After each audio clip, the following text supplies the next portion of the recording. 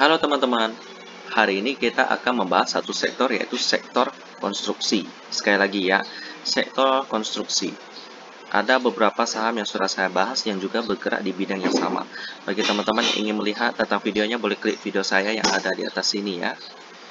Hari ini kita akan membahas pada sektor material kaca.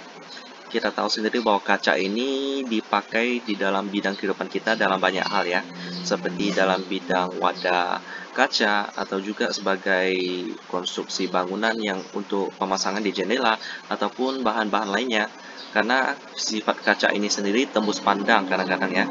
Jadi untuk melindungi kebersihan dari sebuah gedung supaya tidak ada debu yang masuk, dipakailah kaca, tetapi masih membiarkan sinar matahari untuk masuk, makanya pakailah material kaca.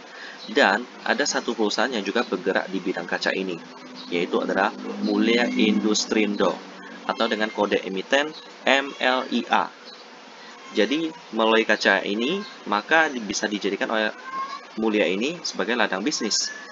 Dan produk-produk yang mereka bikin itu ada beberapa, yaitu di sini kita bisa lihat ada 4 keseluruhan ya, yaitu float glass untuk pemasangan di gedung-gedung pencakar langit, terus ada glass container untuk menampung beberapa produk makanan atau minuman untuk dipakai oleh konsumen. Lalu ada glass block untuk seperti pemasangan untuk gedung yang untuk kecantikan, terus ada automotive safety glass ya. Nanti kita akan lihat contoh-contoh produknya di bawah. Sekarang mari kita ke bawah. Kita lihat sekilas riwayat sejarah daripada PT Mulia ini sendiri. Jadi, MLIA ini didirikan pada tanggal 5 November 1986. Perusahaan yang bergerak di bidang kaca dengan ada 2 anak perusahaan ya. Terus dia juga IPO pada tahun 1994.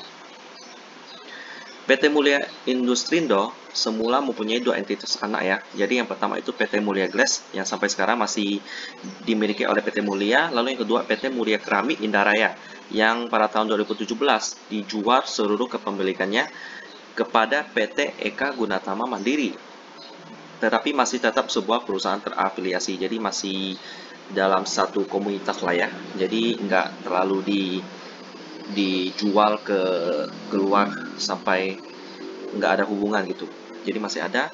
Jadi tujuannya untuk memfokuskan bisnis daripada Mulia Industrindo, yaitu fokus di bidang kaca, supaya untuk bisa dibilang untuk merampingkan bisnisnya supaya lebih gesit gitu. Lalu kita lihat produk apa saja sih yang dihasilkan oleh PT Mulia, yaitu yang pertama adalah float glass division. Nah, kita bisa lihat di samping kita ada gedung yang memakai material dari produksi Mulia ini.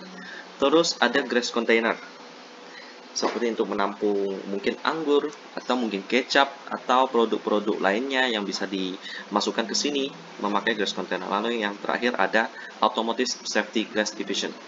Ya, jadi kira-kira kalau ada sebuah mobil, untuk mendapatkan spare part-nya itu kita harus pesan dari tempat mobil itu dibuat. Tetapi sebenarnya ada banyak sekali bisnis-bisnis yang mengembangkan produk-produk spare part yang bahkan mereka tidak terjun langsung ke industri mobil, tapi mereka memiliki keahlian untuk membuat bagian-bagian material tertentu yang tentu saja karena ada bisnis, karena ada potensi cuan di sana, maka akan ada pelaku usaha di sana. Dan Mulia ini salah satunya.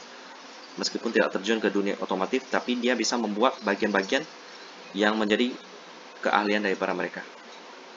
Ya, dan juga ini ada produk-produk terbaru, ada Sores, kaca belakang mobil ya. Nah, tadi ini yang produk mobil, kaca belakang, terus ada botol, terus Bromo. Ini beberapa hasil kerjasama perusahaan dengan PT Mulia. Karena kita sudah kenalan dengan Mulia ini sendiri, sekarang mari kita lihat fundamental dari PT Mulia ini sendiri. Apakah dengan bisnis yang lumayan unik, yaitu kaca, dan juga bisa kita lihat bahwa PT Konstruksi, bidang konstruksi itu tahun kemarin cukup terhantam pandemi cukup parah. Apakah ini terdampak kepada industri kaca, yaitu PT Mulia Industrindo salah satunya. Kita lihat sama-sama di RT Business. Bagi teman-teman yang ingin belajar tentang cara saya memakai RT Business, boleh lihat video saya yang ada di atas ini, nanti saya sertakan. Dan sekarang kita masuk ke RTI Bisnis. Halo teman-teman, sekarang kita lihat fundamental daripada PT Mulya ini sendiri. Ya, tahun ini kita lihat earning per share-nya 361. Besar sekali teman-teman berbanding daripada tahun 2020 yaitu cuma 42.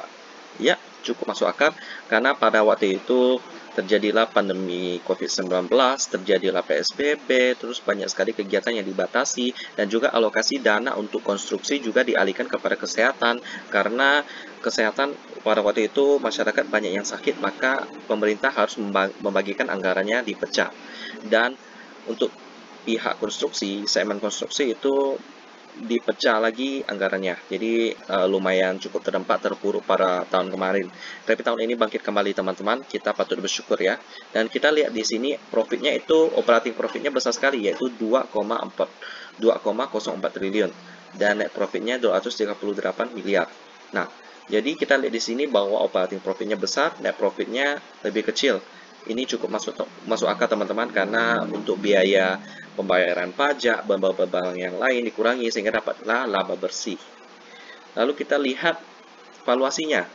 Ya, memenuhi kriteria saya tentang saham dengan per di bawah 10 kali, yaitu pernya 3,8 kali. Luar biasa sekali teman-teman.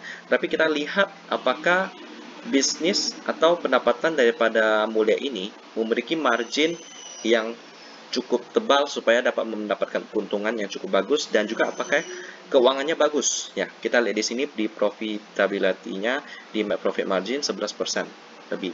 Jadi ya lumayan teman-teman, kalau net profit marginnya semakin besar semakin bagus, apalagi kalau net profit marginnya itu 100%, itu berarti kamu atau kita melakukan penjualan, itu penjualannya barangnya gratis tapi kita jual dengan harga, jadi kita dapat 100% marginnya. Nah, itulah sedikit gambarannya kepada kita, dan ini net profitnya cukup besar, itu di 11%. Dan kita lihat likuiditasnya, cash rasionya ada di titik 27%. Ya, tidak terlalu buruk juga, karena kita tahu bahwa saham konstruksi itu kebanyakan kurang bagus keuangannya, tetapi PT Mulya ini cukup bagus dengan PER yang cukup tinggi. Jadi untuk saham yang satu ini bisa kita pantau teman-teman. Saya juga lagi memantau saham ini, apakah timingnya tepat untuk masuk atau belum ya. Jadi untuk mengetahui timing yang tepat untuk masuk atau tidak, teman-teman dapat melihat video saya yang satu ini, akan dijelaskan tentang bagaimana cara kita memakai indikator MACD dan stokastik. Ya, sekarang kita akan mengakhiri sesi kita, dan kita ketemu lagi di video selanjutnya.